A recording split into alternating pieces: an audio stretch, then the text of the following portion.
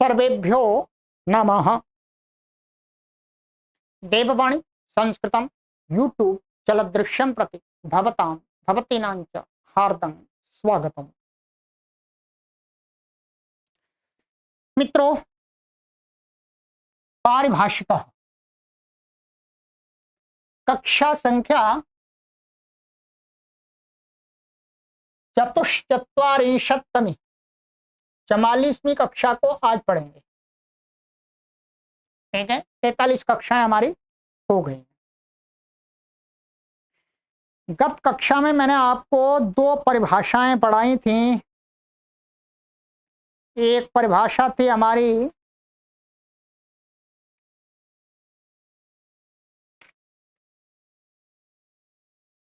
दो नहीं 4 परिभाषाएं पढ़ाई थी। 3 का जोड़ा था और एक थी। अनंतरस्य विधिर्वा भवति प्रतिषेधो वा और न च अपवाद विषये उत्सर्गो भी निविशते और पूर्वं ह्यपवादान अभिनिविशन्ते पश्चात उत्सर्गाः प्रकल्प्य चापवाद विषयमुत्सर्गः प्रवर्तते। ठीक है, चलिएगा अब चलते हैं आगे। पुस्तक को ओपन कर लीजिएगा।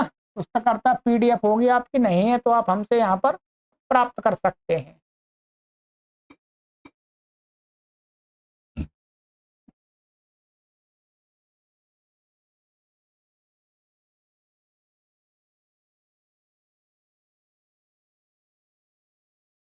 ये हो गई थी हमारी। अब है अभ्यास विकारेष्वपवादा उत्सर्गान न बाधन्ते। आइए, इसकी भूमिका है उत्थानिका। यहाँ पर गुरुजी ने लिखा है उत्सर्गापवाद विषय व्यवस्थापिकाभिः परिभाषाभिरिदं निर्णीतम् यदपवाद विषये उत्सर्गाणां प्रवृत्तिर्न भवति परम अपवादस्तु स्वविषये उत्सर्ग विधीन बाधते एवेति।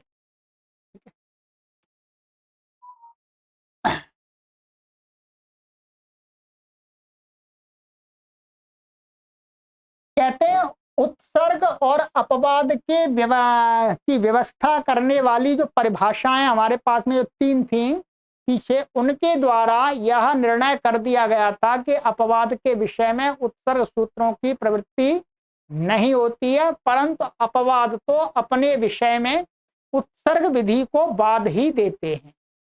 ये शब्द सा इसका अर्थ हो गया।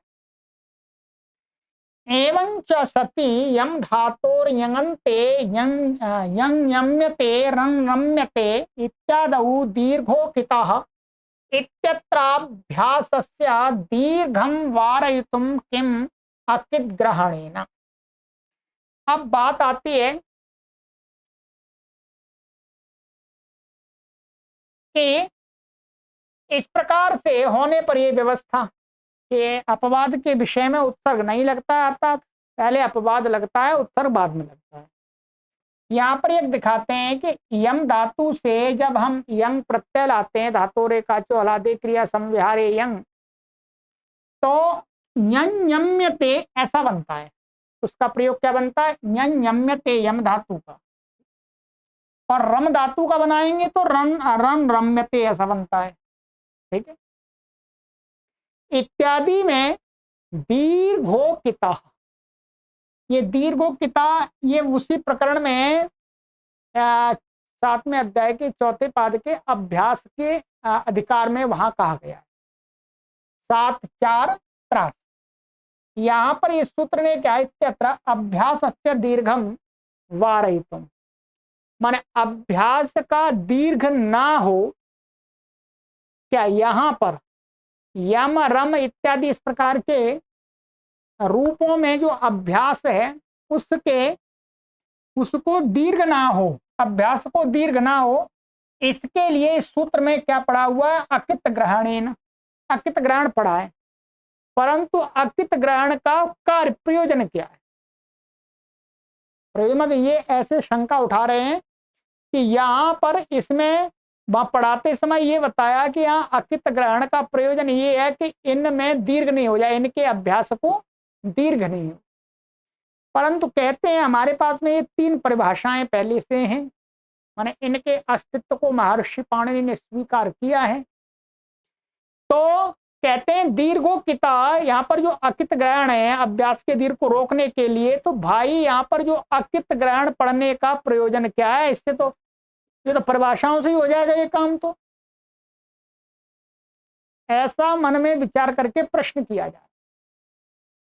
कहते हैं कथम, भाई कैसे हो जाएगा? अकित अकित नहीं पढ़ेंगे तो फिर कैसे रुक जाएगा? यहाँ दीर्घ होने लगेगा यहाँ पर भी। यहां अकित का मतलब है कि जो अभ्यास कित नहीं, अर्थ जैसे नुक नुक आदि आगम हो जाते ना अभ्यास को, वहां पर है रीक आगम हो जाता है, रुक आगम हो जाता है, नुक आगम हो तो अभ्यास कित बन जाता है। तो वो कित अभ्यास नहीं होना चाहिए, ये आपको अष्टाध्यायी भाष्य प्रथमावृत्ति में पढ़ाया था। कथम कैसे? कहते हैं सामान्येनैवाजन्तस्याभ्यासस्य दीर्घो विधेयः तस्य चापवादो नुगतोनुनासिकान्तस्य इति नुग भविष्यति। कहते हैं सामान्य रूप से क्या होता है, सामान्येन एव, सामान्य रूप से ही क्या, अजंत के अजंत जो अभ्यास होगा उसी को तो दीर्घ विधान किया जाएगा। दीर्घ कहां पर हो? दीर्घ किसका धर्म है? अच का। अब अच को कही हुई विधि क्या, अलो अंत से अंतिम अच को होगी। तो अभ्यास के अंत में यदि अच मिलेगा तो वही तो दीर्घ होगा, दीर्घ विधेय। ठीक है, तस्य चापवाद, और उसका अपवाद, इसे दीर्घो कितः का अपवाद सूत्र है एक नुगतोनुनासिकांत। दीर्घो किता माने इसका अपवाद माना है इसको नुगतोनुनासिकांत से, अर्थात नुगतोनुनासिकांत से पहले लगेगा फिर बाद में दीर्घ होगा। ठीक है, अपवादा नुगतोनुनासिकांतस्य इति नुक भविष्यति। यहां पर क्या होगा, ये क्या है, रम रम और ये यंग हो जाए तो अभ्यास में यहां पर क्या है, ये अनुनासिकांत अंग है। ये क्या है? अनुनासिकांत अंग। तो इसके अभ्यास को तो नुकागम हो जाएगा, यहां पर क्या हो जाएगा? नुकागम। ध्यान रखेंगे, ये तो जो ये अनुस्वार दिख रहा है ये वास्तव में नुकागम का है। ये नुकागम को नुको अनुस्वार हो गए। कहते हैं यहाँ तो दीर्घ, जो दीर्घो किता ये सूत्र है, इसका अपवाद ये सूत्र है नुक, तो ये पहले लगेगा ऊपर वाली परिभाषा से। 3 परिभाषाओं के अनुसार तो ये सूत्र अपवाद की पहले प्रवृत्ति हो जाएगी। फिर जब नुक हो जाएगा तो यहाँ अजंत मिलेगा ही नहीं, फिर तो यहाँ पर नकारांत मिलेगा। ये क्या मिलेगा? नकारांत। इसको मैं लिख के बता देता हूं। ऐसे क्या स्थिति हो जाएगी, ये अभ्यास हो गया र, और ये रम, और ये यंग, और ये शप का अ, शप हो जाएगा यहाँ पर, और ये टित त ऐसा हो जाएगा, ये अ बचेगा, सब कुछ हो जाएगा। यहाँ पर इसको इस सूत्र से इन्होंने कहा या नुक हो जाएगा। क्या हो जाएगा? नुक, क्योंकि अनुनासिकांत अंग है। और नुक इसलिए होगा क्योंकि इसका दीर्घा जो दीर्घोकिता सूत्र है उसका ये अपवाद है। अब परिभाषाओं के बल से अपवाद की पहले प्रवृत्ति होगी, नुक हो गया। अब इस नुक को जहां पर नुक हो जाए, रुक हो जाए, रीक आगम हो जाए, रिक आगम हो जाए, उस अभ्यास को दीर्घ ना हो, उसके लिए यहां पर अकित कहा है। अकित कहा तो कह रहे हैं कि जो अकित कहा भाई, अब यहां पर तो अकित ना पढ़ते, अकित नहीं पढ़ते, अब ये लग गया नुक हो गया। अब कोई कहे अभ्यास को दीर्घ करेंगे तो अभ्यास को दीर्घ अब तो प्राप्त ही नहीं है। अपवाद सूत्र की प्रवृत्ति के बाद में तो दीर्घ की प्राप्ति नहीं है, क्योंकि अब अंत में ना आ गया, अच नहीं है। ये ध्यान रखें, अजंत कोई होगा बीच में नहीं, हर जगह नहीं हो जाएगा। तो यहां तो दीर्घ अपने आप ही रुक गया, यहां अकित पढ़ने का कोई प्रयोजन नहीं है। ठीक है,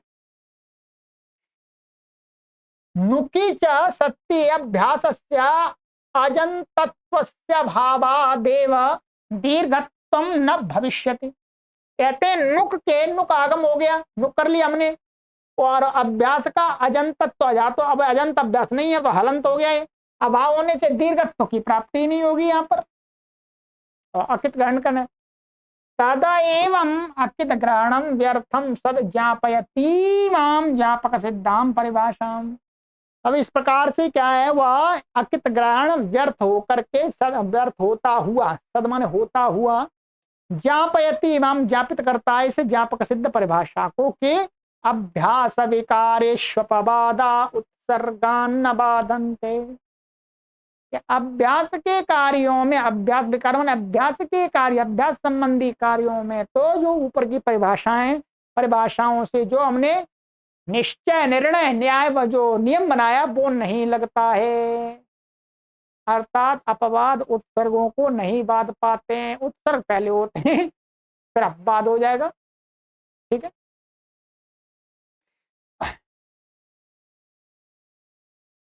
तो कहते हैं आइएगा अब इसको समझ लेते परिभाषा को।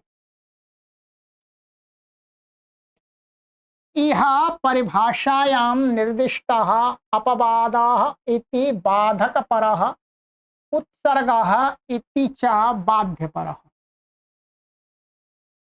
ये सरल है, कुछ कठिन नहीं है, पर हो सकता है आपको कठिन लगेगा। इस परिभाषा में जो ये अपवाद शब्द पड़ा है और उत्सर्ग शब्द पड़ा, परिभाषा में निर्दिष्ट जो अपवाद शब्द है वो अपवाद का अर्थ हो बाधक पर, माने बाधक अर्थ वाला है, माने यानी बाधक परक माने वो बहान देता है। और उत्सर्ग का अर्थ है बाध्य पर, ठीक है, ध्यान रखेंगे। अपवाद बाधक है, अपवाद बाधक और उत्सर्ग बाध्य। वैसे यही अर्थ तो मैं पहले भी लगाया था भाई, अपवाद के द्वारा उत्सर्ग सूत्र को रोका जाता है। तो जो रोकता है, जिसको रोका जाता है वो बाध्य होता है, जो रोकता है वो बाधक होता है, ठीक है। अभ्यास संबंधी विकारेषु बाधका न बाधन्ते इति यावत्। कहते हैं अभ्यास संबंधी विकार माने कार्य अथवा कार्य करने वाले जो सूत्र, उनमें बाधका माने अपवाद सूत्र न बाधन्ते उत्सर्ग सूत्र के बाधक नहीं होते हैं, अर्थात उत्सर्ग सूत्र लग जाता है, ठीक है। तदत्र ज्ञापितायां ह्यस्यां परिभाषायां दीर्घोकितः इत्यत्र कित ग्रहणाभावे न्यम्यते इत्यादौ दीर्घत्वं स्यादेव। क्या है, तदत्र ज्ञापितायां ह्यस्यां परिभाषाम, जब ये परिभाषा ज्ञापित हो गई है, कहां पर ज्ञापित हो गई है, ठीक है, कि दीर्घोकितः इत्यत्र अकित ग्रहण अभावे। अब क्या होगा, ये अकित ग्रहण से ही हुई थी, अब यहाँ पर अकित ग्रहण नहीं करेंगे तो क्या निकलेगा, अभाव होने पर यम्यते इत्यादौ, इसमें अथवा रम्यते, इसमें क्या है, दीर्घत्वम स्यात्, क्योंकि ये है उत्सर्ग सूत्र और नुगतो नासिकांत वो सूत्र है अपवाद सूत्र। तो इस प्रकरण में क्या है, जो उत्सर्ग सूत्र होते हैं उनको अपवाद सूत्र नहीं बांध पाता है, तो पहले ये लगेगा, पहले। अब यहाँ पर दीर्घ नहीं पढ़ेंगे और ये परिभाषा है, ये तो अकित ग्रहण से ज्ञापित हो गया, तो क्या हो जाएगा, दीर्घ ही हो जाएगा, अर्थात अपवाद भूतो नुक उत्सर्गम दीर्घ विधिम न बाधेत। अपवाद भूत जो अपवाद स्वरूप जो नुकतना जो सूत्र है, नुक विधान करने वाला, वो दीर्घ विधि को बाधित नहीं कर पाएगा।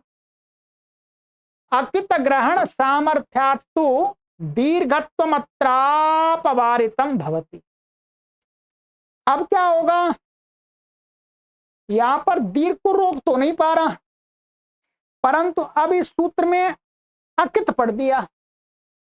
अकित पढ़ने का अर्थ ये होगा कि जिस अभ्यास को आगे चल के जो अभ्यास कित होने वाला है, कित का अर्थ नु कर्रे कर्री का आगम होने वाले जिसको, वो दीर्घ नहीं होता है। ठीक है, तो ये जो रमरम्यते यंजम्यते ये ऐसा अभ्यास है, इसको आगे चल के अभी नुगतो नासिकांत से नुकागम होगा। नुकागम चाहे वो दीर्घ हो जाए चाहे रस हो जाए, नुकागम को कोई परेशानी नहीं है, उसको तो अनुनासिकांत अंग चाहिए होता है। ठीक है, तो कहते हैं ये अकित ग्रहण सामर्थ्य से अब तो दीर्घत्व को यहाँ पर अपवारित माने अब रोका जाएगा, अलग कर दिया, दीर्घ ग्रहण नहीं होगा, दीर्घ नहीं लगे होगा यहाँ पर। ऐसा एवं चागित ग्रहण से स्वार्थे चरितार्थता, यह ही यहाँ पर अकित ग्रहण की स्वार्थ में, स्वार्थ मान इस सूत्र के प्रयोजन को सिद्ध करने में चरितार्थता मान चरितार्थ हो गया अकित ग्रहण, अकित ग्रहण का यहाँ पर लाभ मिल गया, परिभाषा भी निकल गई, और अन्यत्र इसका फल क्या मिलेगा वो आगे बता रहे हैं। अब ये नियम बनेगा क्या अभ्यास विकार में अपवाद सूत्र उत्तर सूत्रों के बाधक नहीं होते हैं, उत्तर सूत्र ही लगते हैं, तो उसका लाभ क्या होगा, कहते हैं अन्यत्र चेतम फलम, अन्यत्र यहां पर ये फल मिल रहा है,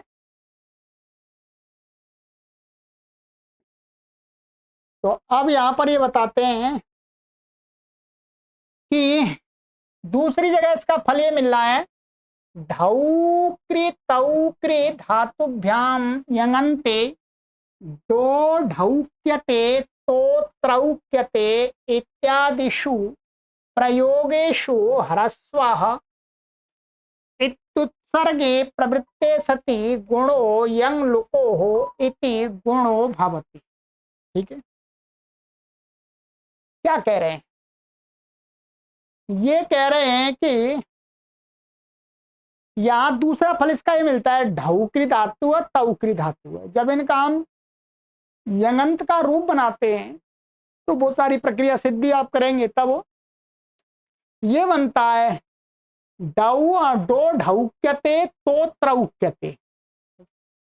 इन प्रयोगों में क्या है, ह्रस्व, ह्रस्व ने अभ्यास में इसको दुत्वादि करेंगे, अभी आप अपनी कॉपी पे दुत्वादि करेंगे तो क्या बनेगा, ढौक्य ढौक्य आ। ठीक है, इनमें ह्रस्व लगेगा, ये उत्सर्ग की प्रवृत्ति पहले हो जाएगी क्योंकि इसमें अपवाद नहीं लगेगा, पहले उत्सर्ग लगेगा, ये सूत्र उत्सर्ग है। जब उत्सर्ग लग जाता है फिर उसके बाद गुणों यंग लुको से अभ्यास को गुण हो जाता है, इति गुणो भवति। कैसे, यहाँ पर थोड़ा सा मैं आपको लिख करके बता देता हूं, ये देखिए ये क्या है, हम एक ले ढा, ये ढौक्री है, ढौक्री का ढौ को बचा और ये यंग का या है, अब इसको दुत्त करेंगे। ठीक है, दुत्त करेंगे तो ये पूर्व हलादी शेष लग करके ढौ ऐसा रहा। अब ये सूत्र है यहाँ पर उत्सर्ग सूत्र ढौ, ये क्या करेगा, और ये वाला क्या है, इसका वास्तव में अपवाद है, इसका अभी बात करेंगे। तो अब यहाँ पर क्या उत्सर्ग सूत्र की प्रवृत्ति होकर के क्या है, इसको ह्रस्व हो गया, तो औ को एच ग्रस्वादेश से क्या हो जाएगा, इसको ह्रस्व ऊ होगा, ये क्या बन जाएगा, ढऊ, ढू, क्या बन गया, ढू। ठीक है, ये बन गया ढू, ये अब ढू ढाऊ किया ऐसा हो गया। अब बाद में इसमें इसका गुण हो जाएगा, ये इसका पद नहीं आगे वाला पद, ये गुण हो गया, इसको क्या हो गया, गुण हो गया, अब ऊ को गुण हो गया, गुणो यंग लुको से यंग अथवा यंग लुक के परे रहते क्या हो जाता है, अभ्यास को गुण हो जाता है। गुण कहां पर होता है, एक के स्थान में एक गुण वृद्धि, तो ओ हो जाता है, तो ये फिर इसको अभ्यास चर्च से इसको क्या हो जाता है, ड हो जाता है, तो डो ढौक्यते बन जाता है।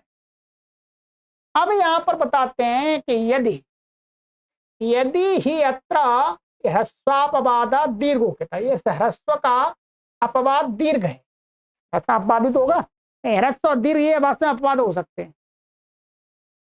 ह्रस्वापवाद दीर्घोक्यता इति औकारस्य औकार एव दीर्घत्वं प्रसज्येत, यदि इस प्रकरण में भी ऐसी व्यवस्था हो कि अपवाद पहले प्रवृत्त होता है उत्तर बाद में होता है, तो पहले इसमें क्या लगेगा, दीर्घोक्ता।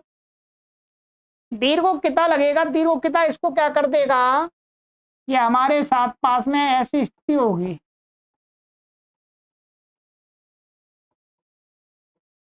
या ये दीर्घोक्ता ह्रस्व वो दीर्घ करेगा।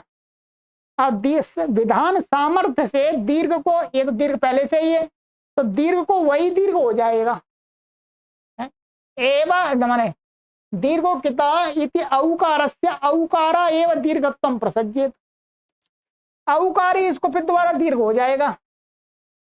ततो ह्रस्व से फिर बाद में यदि उत्सर्ग की प्रवृत्ति कराने लगे, ह्रस्व से, अच्छा प्रवृत्ति नहीं कराएंगे, कहते हैं ह्रस्व से बाधित, क्योंकि अपवाद के विषय को छोड़ करके उत्सर्ग की प्रवृत्ति होती है, ये परिभाषाओं ने ही बताया था। तो ये बाधित हो गया, क्या हो गया, ह्रस्व बाधित हो गया, पुनर्ह्रस्व न स्यात्, फिर दोबारा ह्रस्व नहीं होगा। ठीक है, ध्यान रखेंगे।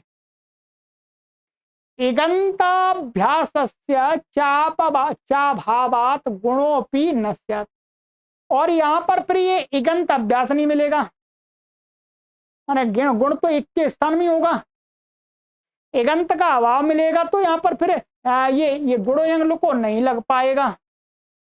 तथा ये डौ ढौक्यते इत्यभ्यासे अनिष्टः औकारः श्रूयेत, अभ्यास में ये औ सुनाई देगा इसको, ये तो अभ्यास चर से ड हो जाएगा, ठीक है, ड, तो अभ्यास में ड सुनाई देगा, वो औ डौ, तो डौ डौ ढौक्यते ये अनिष्ट रूप सुनाई देगा। इति एवं आद्य अनेकम प्रयोजनम अस्ति, इस प्रकार के अनेक प्रयोजन।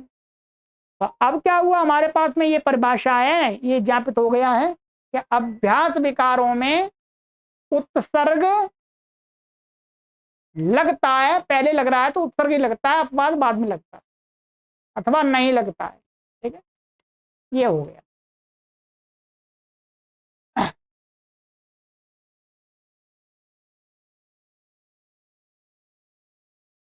तो ये हो गया, ठीक है। तो इसका अब अर्थ तात्पर्य निकल के आया कि अभ्यास विकार माने जो अभ्यास 7वें अध्याय के 4थे पाद में जो अभ्यास का अधिकार लेकर के सूत्र कहे गए हैं, उनसे अभ्यास में कोई विकार करने में कार्य करने वाला सूत्र है, वहां पर अपवाद और उत्सर्ग देखेंगे तो उत्सर्ग की पहली प्रवृत्ति होती है, अपवाद बाद में लगे तो ठीक है, नहीं तो कोई बात नहीं। ठीक है, ये इस परिभाषा से ज्ञापित हो गया। चलिएगा, अब इसके आगे की परिभाषा आती है, वो आज की कक्षा में तो नहीं हो पाएगी। ठीक है, थोड़ा सा विस्तार से मुझे समझाना पड़ेगा, तो आज की कक्षा छोटी कक्षा है, कोई बात नहीं, आज की छोटी कक्षा में आनंद लीजिएगा। ठीक है, आप भी थक जाते होंगे ठीक है, हम तो थकते नहीं हैं, हम तो लगातार पढ़ाते ही रहते हैं आपको। चलिए, तो आगे की कक्षा में मिलते हैं, और अपने मित्रों को ये सभी कक्षाएं शेयर अवश्य करते रहिए। सर्वेभ्यो नमः।